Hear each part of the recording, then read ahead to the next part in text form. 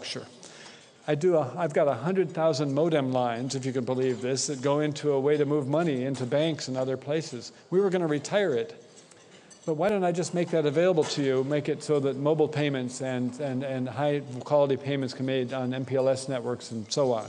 So we've decided, and we've got a whole set of functions we call the incubator in Verizon that either takes things that we've got and moves them into this new world, or funds heavily things so that we can move this company to being a solution provider. And I'll stop with that and move into this sort of healthcare thing. So let me just, a few years ago, we have a new law, we have lots of new laws, that requires that if you get hacked and lose health information, you got to report to Health and Human Services. Since then, a little over 10 million medical records have been hacked, have been reported to that system, 61% maliciously. That affected 27,000 people. These numbers are actually up by almost double. This slide is a little bit old. So if I were to present to you that among the zillions of problems in healthcare, and by the way, I don't think this is a problem to speak of, but if I were to present to you that fact and say healthcare privacy and security is important, and I think we would all agree that's true, what are we going to do to make it so that, many more hundreds of millions of healthcare records aren't hacked and it's going to be a horrible problem? We'd probably say, well, make sure you patch your systems, make sure you use long, complex passwords, make sure you do all these things, right, that we tell each other to do to be secure in information security. Well, it turns out one of the things in Verizon that we've decided to do is add the science to information technology, to IT. Not to the chip part of IT, but to how people actually use it, right? What does the load balancer, when deployed over 3,000 companies, actually save money or improve things, right? So the first place we decided to do this, and this is 4 studies, all of which are free, all of which are open source, all of which all data, it doesn't even require registration. If you Google DBIR, Data Breach Investigation Report, you can get any of these. The last one a few months ago is the 31st study like this we've done. And we are doing these studies across all things, but the most mature of these have to do with information security. So what I wanted to do is give you a couple of examples of, most of you are scientists, so I probably don't need to do this, but in our own field, how the Earth actually isn't flat, right? It turns out that the things we believe most dearly just simply are not true. So the most recent study on this series is meant to be analogous to the National Transportation Safety Board. How do we make airline aviation 5,000 times safer? Most of us would say, well, we have better metallurgy, we have better navigation, we have better technologies. Turns out that was good for 10-fold of the 5,000-fold improvement. The other 500-fold came from a feedback loop that we call the National Transportation Safety Board. Every time somebody dies in an airplane, we do a full investigation, figure out all the root causes, what did they eat, how much did they sleep, did they argue with their spouse, all kinds of things. And then we publish all that, and everybody changes their behavior. Many of you may have seen that a 767 landed with no landing gear down yesterday or day before. A zero landing gear landing is not an accident in this system. It does not get investigated. Nobody got hurt. It would if somebody got hurt. Turns out nobody ever did. Everybody says heroes, all that. Nobody ever actually dies in a gear-up landing.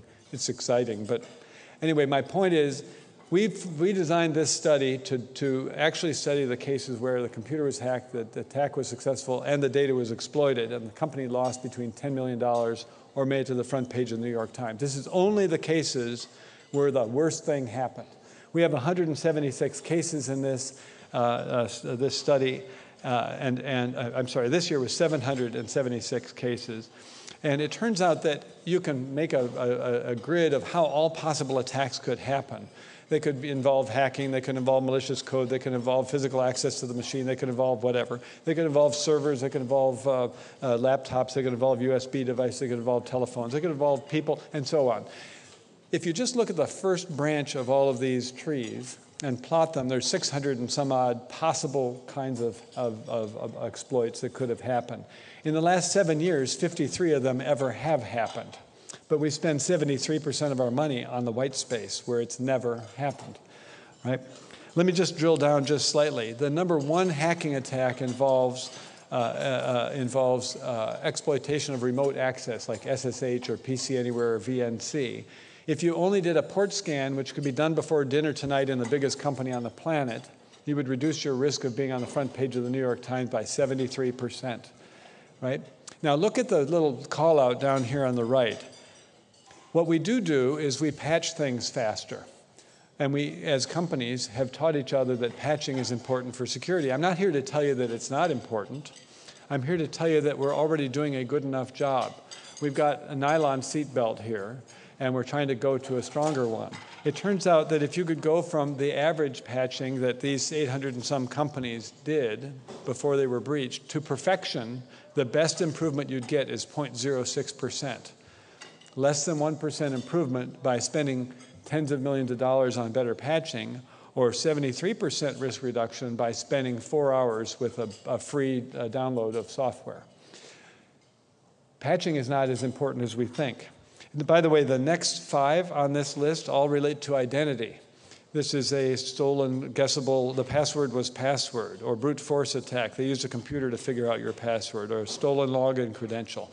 We've known that strong passwords are important, and therefore almost everybody tells everybody to make it 8 characters, 3 different data types, change it every hour, that sort of thing.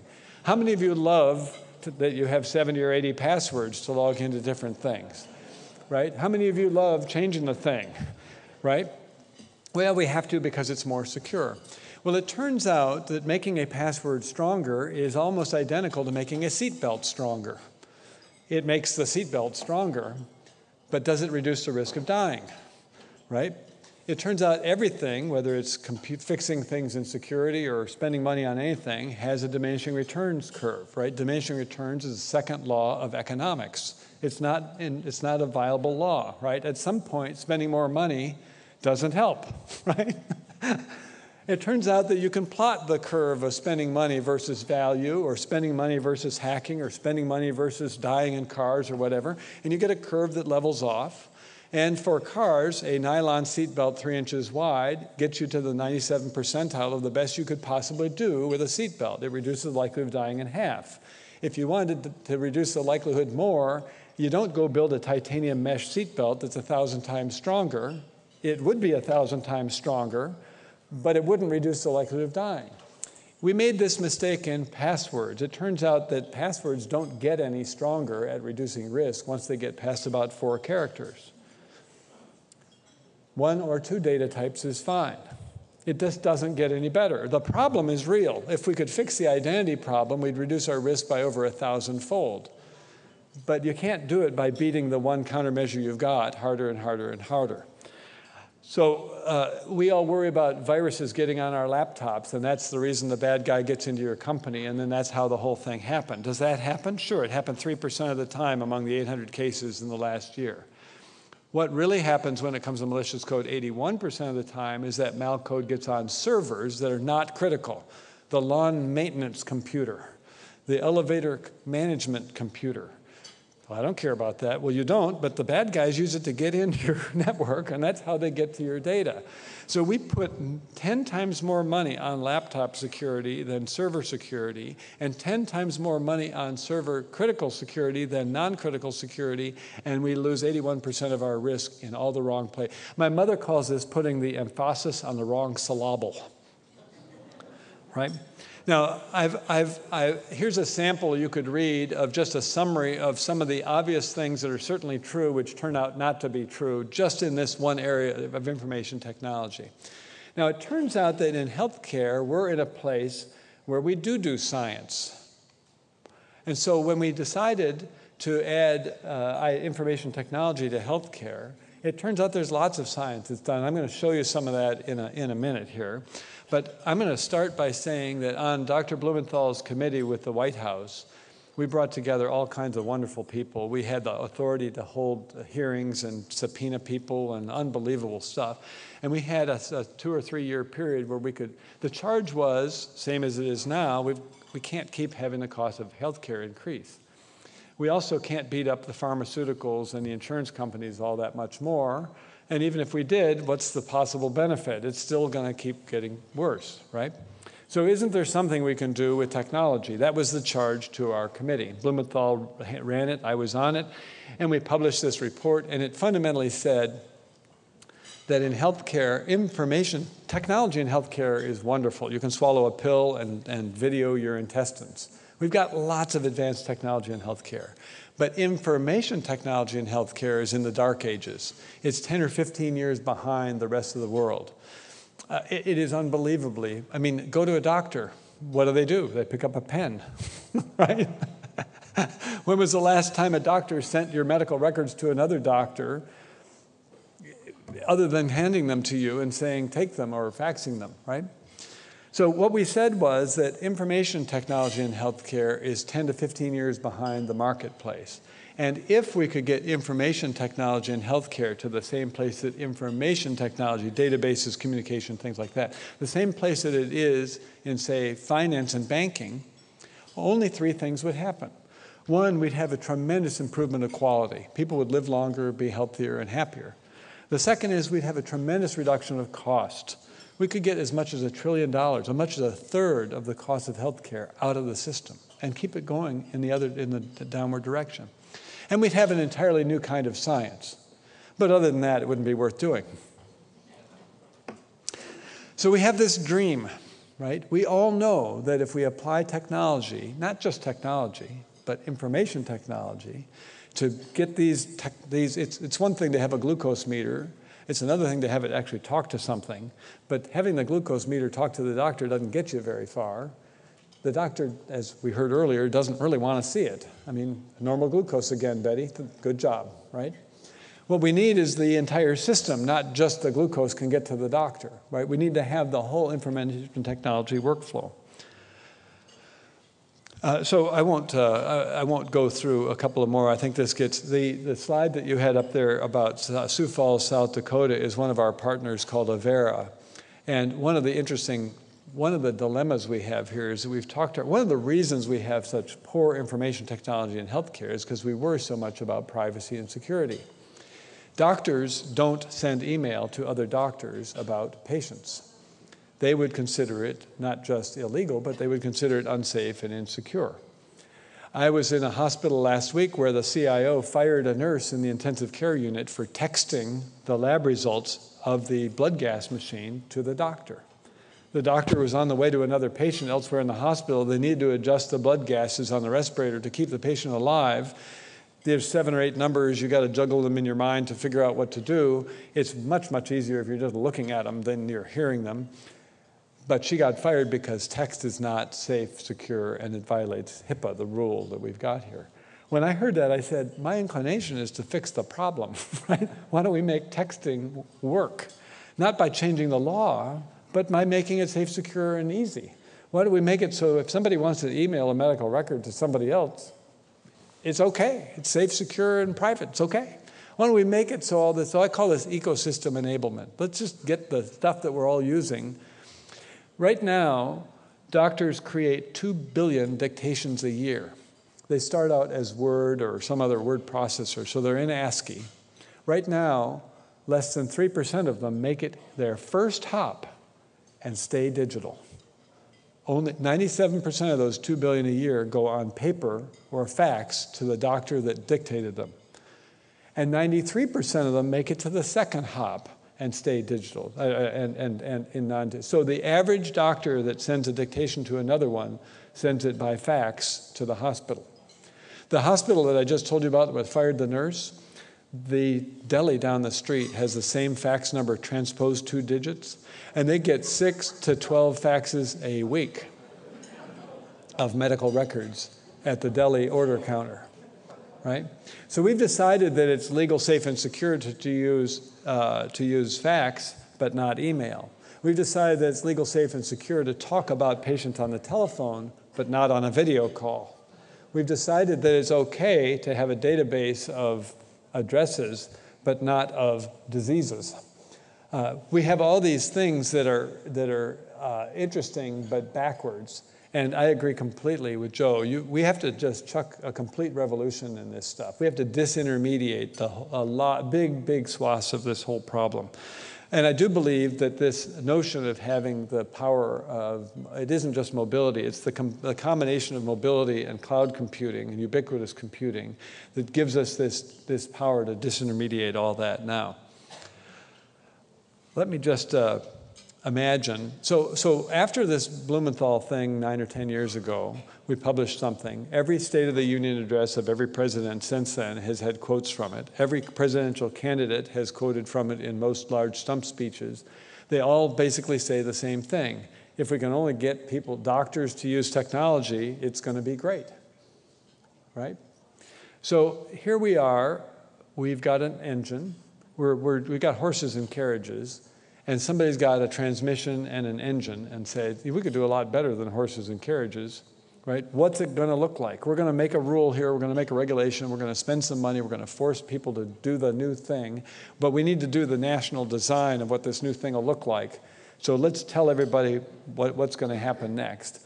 Now, if you're in the business of trying to predict what's going to happen next and set the rules up about how that should happen, we set up this whole thing and said people need to make meaningful use of information technology. If you do, you get $44,000 as a doctor. As a hospital, you get a lot more. We spent $38 billion incentivizing our doctors to do this. And we said, well, what is meaningful use of technology? So we set about committees and hearings on the stuff and came up with a bunch of rules and set up a bunch of stuff. So here's what this looks like to me. It looks like we've got these things, and we're going to predict what comes next. And we're going to have a committee of government people and scientists to decide what that thing should be. And the first thing that comes out is this. This is what's coming next, right? Well, maybe it won't look like that. We have a big argument and say, no, I think what we're going to make is this, right? And we make laws and everything. Everybody's got to go make those things. Somebody says, I think we need to make these things. I say, oh, no. That'll never work. And what we wind up making is this.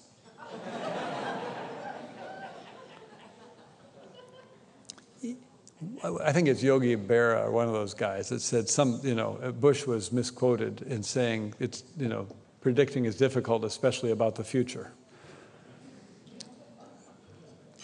So we spent $30 billion to drive adoption of health information technology. We passed the law. We got all this stuff going. It's really great. We're going to, the next few years, we pay people to do it. Years after that, we dock their Medicare payments for do it. This is in place, long since, not going to be repealed by the next Congress. It had nothing to do with the Obamacare thing. This is a year and a half earlier. So it turns out that I read this morning that 41% of hospitals have electronic medical records that are going to meet or do meet this standard by this year. It turns out that hospitals like the VA have had them for about 15 years. It turns out that we all believe that if you could only do electronic medical records, you'd get better quality, better costs, and improved care, and a new kind of science. So in our world, we decided to do some studies. So this is a meta-study of 108 studies. This was published in January. That says, well, okay, we were really looking for two things, improved quality or decreased cost. So of the first 108 studies that were done among the first uses of electronic medical records, what's the result? Not so much.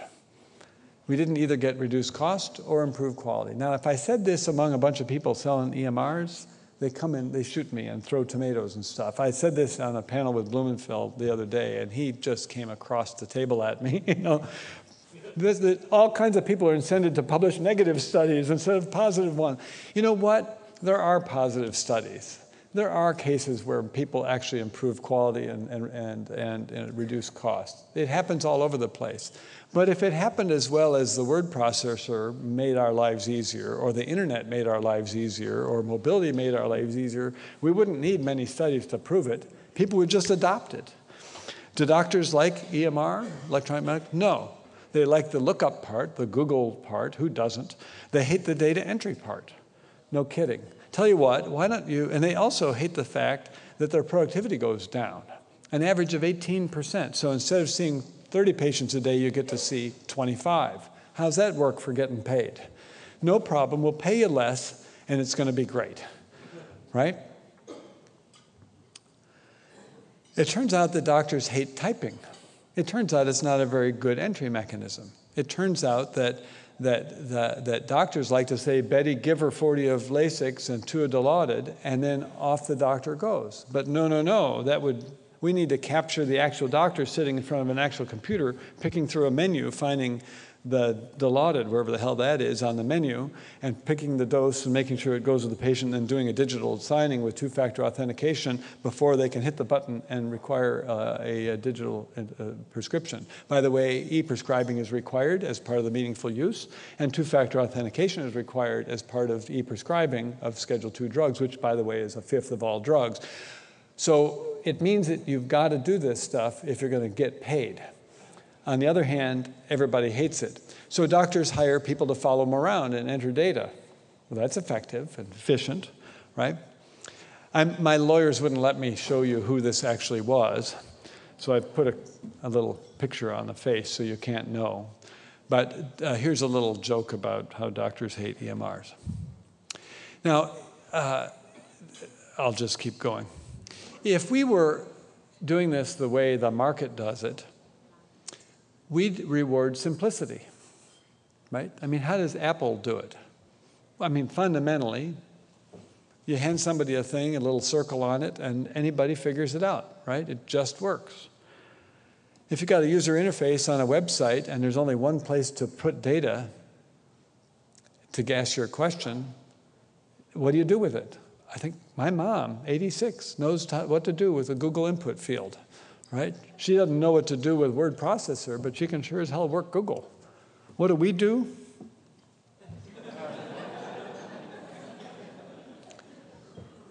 This is our world, right? What works isn't complexity. What works is simplicity. What we use the computer for isn't to give people all the choices. It's to remove the choices. It's to improve is to have the computer do the hard stuff, right? To take away the problems from the people, to figure out those things so you don't have to. Why on earth would anybody enter the name of somebody in front of them? Why isn't that already there, right? I say the same thing about logging in. One last example here. I mentioned that 92% of doctors still dictate. They have since I was a doctor, it's 30, 40 years, and they did for 10 or 20 years or before that. You see a patient, you do a procedure, you admit them, you discharge them, you pick up a recorder of some sort or a telephone, you say, this is Dr. Tippett, I saw Betty Boop, she fell down her back steps, on exam this, on x-ray that, and so on, and what I'm going to do is send her to Dr. Jones, who's a great, and he's going to take care of her. Right, then you got to send the record to Dr. Jones so that Dr. Jones know what you did. I got these those x-rays. 1/3 of all lab tests and x-rays done in medicine are done again by the next doctor. Why? They can't get access to the first one. Well, duh, this is easy stuff, right? This is easy stuff, right? Turns out we've decided in this grand scheme of how we're going to do electronic medical records that we're going to predefine 22,000 fields of what you might ever want to say about somebody. And we call the structure SNOMED. And we decided that computers have limited memory and disk space, so we're going to put a number for everything that you might want a name for. So glucose isn't glucose, it's field 17,628. And that way, that's because they spell it differently in Germany and France, and God knows we might mess that up, right? So instead, we're going to put a numerical, this is what we did in the, what was the computer with vacuum tubes, right? This is what we did in the 50s, right? We don't do, now we have XML and inheritance and stuff, No, we won't do any of that. Instead, we're going to have 22,000 discrete fields, and if you're going to make an application, it needs to use them. Turns out that I started screaming and saying, we need a simple version of this. I think we could do it with 12 tags, and all of medicine could be covered with 12 tags. No matter what you want to say about somebody, we could cover it. And they said, well, we've got a simpler version of SNOMED. It's been drastically cut down. Look at it. Oh, great, Dr. Tippett, I think you'll find it dramatically simple. I looked at it, I happened to open to the page where the word uncle was. I don't know what uncle had anything to do with anything, but that page showed 5 of the fields were consumed with the word uncle. Because of course we need to know whether it's a maternal uncle, a paternal uncle, an adoptive uncle. Yeah? 5 different versions of uncle in the simplified version of this thing. There was a study that showed that if you take the dictation, by the way, we're going to kill dictations because it's all stupid, non-structured data. Nobody can deal with unstructured data. We've got to have structured data. It's got to be in exactly the same format, and that's how we're going to solve this problem. I think of this as eventually we're going to design a rocket ship that can shuttle people back and forth to Mars. And when we do, it's going to be great, and I'll get on. But in the meantime, we need to figure out how to fly an airplane, and we need to figure out. I mean, we've got a horse and buggy here, and we're trying to design something 5 steps down the line, right? I'd rather crawl, walk, run, and just deal with what we've got and make it better, right? But we've decided to jump that. This is a study from last week from the Veterans Administration, which has an EMR running for 15 years. And they've just recently proved in this study that the dictation running through natural language processing came up with better triggers, better alerts, better specificity and sensitivity than the structured data that's been there for 15 years that everybody is forced to use or they don't get to keep their job. It turns out that we're better at describing things in our own natural language than trying to find the thing. It turns out that it's simpler for people to read. It turns out that the error rate is 10 times less in the way we like to do it than the way we're being forced to do it. It turns out that all these things are better. I don't know why I have a picture of an airplane, but we'll move on. So let me go back to Verizon a little bit. I have what I think most people think, my medical friends think, is like the ideal job. That one of my titles is VP of the Innovation Incubator. And one of the things that my job is to do is to go around and find things like 100,000 modem lines connected to a payment infrastructure and convert it to something modern and make it available for people to use, right? One of the things is to take the mass of a company like Verizon and say, why don't we aim this thing in a direction that actually helps everybody, right? I mean, we could have a government try and figure it out, and, you know, they'll get some things right. But the way it's more likely to happen is for people who actually are going to make money to figure out some pieces of it, right? Now, a company the size of Verizon has the ability to do both, to do things that maybe could help us as Verizon, and to do things that can make the entire ecosystem accelerate. So one of the things that I really think that I've been blessed with is having the ability to do things that if I don't have to convince the CEO. I don't have to go get a board of directors approval, right? I can just kind of go do it. And it surprises me how much latitude I'm getting. It actually really does surprise me. So let me just talk about passwords because I mentioned it to you a moment ago. It turns out that Verizon bought CyberTrust, and for CyberTrust, strong identity comes in, we all know about VeriSign, the lock on the website is 70% likely to be VeriSign. What's underneath that lock is a structure called PKI, which is private key infrastructure. And what that uses is digital certificates and so on. It turns out this was invented 30 years ago or so. Its patents have all expired. But the two companies that do the infrastructure for this on the planet are VeriSign, now Symantec, and Verizon, CyberTrust in Baltimore. We bought all the other companies long ago, except for VeriSign, right? So if on the website, it's only about 3% likely it'll be a CyberTrust or whatever certificate, because VeriSign owns that market. But if you go and look at the card, that your identity card in Belgium or Hong Kong or Singapore or Malaysia or whatever, 500 million people, the identity is us. We provide that. If you go to the White House or the VA, that card that goes around your neck is provided by us. Right? We run the identity infrastructure for 500 million people. We also, I think some of you know this, we also make these things. We don't actually make the boxes, but something over 100 million people in America use ours, right?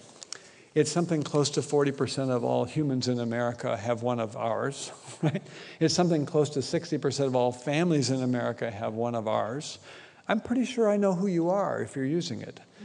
Right? I mean, just think of this. I not only know where it is, because I have to make it ring, I also made you do a background check and a financial check before I give it to you, right? I did what NIST calls a level 3 identity check on you before I gave you the phone, right? I know who you are. Why wouldn't I just leverage that, right? With permission, with good privacy and security and all that. But why don't I make it so that the identity problem, which is responsible for, if you could fix that, we'd reduce the risk of security by 1,000-fold and privacy and so on. These super certificate things cost on order of $200 per user per year, but they're strong enough to do nuclear launch code security. They are really, really, really strong. This is, cryptographically provable security and identity. It's really, really strong stuff. Even at level 3, which is the level we're looking at for healthcare and digital signing, it costs $100 or $200 per user per year. If you've got 50 people, it's not a big deal. But I've got 130 million people who log into my system. If I multiply that by, let's just say 100, that's $13 billion. You think I'm going to pay $13 billion, or Bank of America is, to have a lot better identity on who those people are? So we've figured out in the incubator at Verizon not only how to do this, but how to reduce the cost of it by 100-fold. We took 2 orders of magnitude away from the problem and still have the certification and still have the government approvals and still have the ability to do all that stuff. And so we announced earlier this year that we're going to give a strong identity to every single doctor, nurse practitioner, physician assistant on the planet. They can use it for whatever they want. It's free. I'm not charging anybody $100 or anything. It's free. Somebody wants to use it, feel free. It chains all the way up to the standard trusted routes on the whole planet. Any system, every PC, every laptop, every telephone, every set-top TV box, every router knows already how to deal with this. Anybody can write a little software and do it. You can know who the hell that is on the other end of that connection. I'm giving away the infrastructure. I run the infrastructure, but I'm giving away the hard part also, right? Well, I won't go into some details, but what we want to do is and I'll just give you 2 examples of this. One of the things we'd like to do is make everything easier. You need to know who the patient is you're talking about. That's an identity problem. You need to know who the doctor is you're sending something to. That's an identity problem. You need to make it easier for people to touch medical records. That's an identity problem, the login thing. Doctors must sign the e-prescription somehow. A digital signature requires all kinds of shenanigans and hoops and stuff, and it drives everybody crazy. That's an identity problem. What if I can do that identity thing at the same strength, but with less infringement? What if I can make it so that the user doesn't feel like they're doing, asking 20 different questions or getting out a token or doing other things? So we've started pushing out into the infrastructure a system in the healthcare space that allows anybody to do this stuff. And what it gives you as a doctor, for example, is single sign-on to any system you want to log into. It gives you the ability, for example, to use your Gmail user ID and password to log into your hospital and never, ever use another password again. It's our job to figure out who you really are. You can use whatever is convenient for you to help get things started, right? So we've done that, and we've got a very cool set of systems that are now working to do this, and we expect over the next 6 months or so people will start seeing this. We've made it, for example, so that you can say, Betty, give her 40 Lasix and 2 Dilaudid, and some nurse or clerk can enter it in a system somewhere, and as you're walking down the hall, your phone can say to you, did you really want to do that? And you can click yes.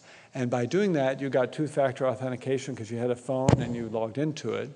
And you digitally signed the thing. And all of that is provided in a very automated way with anybody's system, right? It just works in the background. One other thing, if we think of as a dream, and this is my last slide, is we really think that this notion of setting up health information exchanges in 200 places around the country so that if you go to a hospital 10 miles away from your normal hospital and you're unconscious, the doctor in the ER could figure out, oh my God, what to do, right? This is the big story about having health information exchanges. What if an unconscious person shows up at the ER? I've been an ER doc for, I practiced 10 plus years. I can't imagine. I mean, if I looked it up and figured out they were a diabetic, I still have to figure out whether their sugar's high or their sugar's low, right? Either one makes you unconscious. So it doesn't help. The use case that we have for the sharing of information is stupid. And we're also asking hospitals to share that information with their competitor, the other hospital across town, which is the major reason you keep going back to the same hospital, because they know you. If I give everything away to everybody else, then I'm anti-competitive in the current model. So we started calling these things, and we kept changing the names. We called them something that didn't work, and then we called them regional health information exchanges, and that business model pooped out. Now we call them health information exchanges, and now we gave all the states $18 billion to go do them.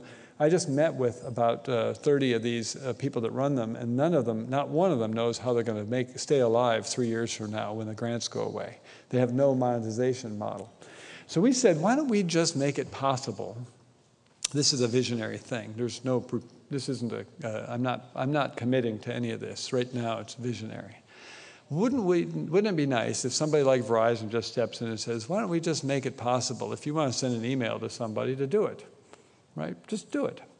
So imagine there was a portal that looked and felt just like Gmail. It was free for everybody to use. Everybody knows how to use Gmail. Imagine if you, doctor in the rural, wanted to send something to the doctor in the major hospital. They just log into this thing. How do they do that? I just gave them an identity. I know who they are, so I don't need to worry about that. I know who it is. And if they want to send their dictation or their x-ray or whatever, they just put it on, no size limitations, off it goes. The new doctor in the hospital logs into the same thing, gets the record, has it all digital, is useful, right? The IT person in the hospital says, oh, gosh, I want this to be in my EMR. Well, they buy a toolkit, and then it goes into their electronic medical record.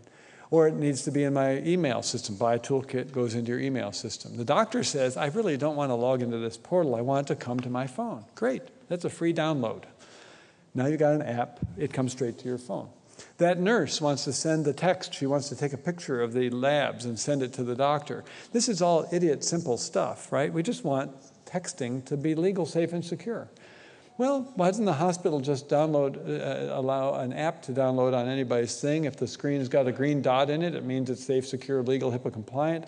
The nurse can take a picture or type in the numbers. She can type in the doctor's phone number or the doctor's name or anything else she knows about the doctor and hit the send button, and it'll wind up on the doctor's hip if they've also downloaded the app, or on the same portal if they haven't, or in the EMR, or in the whatever. So imagine video. The phone, I have 3 phones on me right now. 2 of the 3 have a camera on the front that faces the right direction. We all talk about how cool it would be to use this camera with my mom in the intensive care or in the nursing home and my sister in Colorado.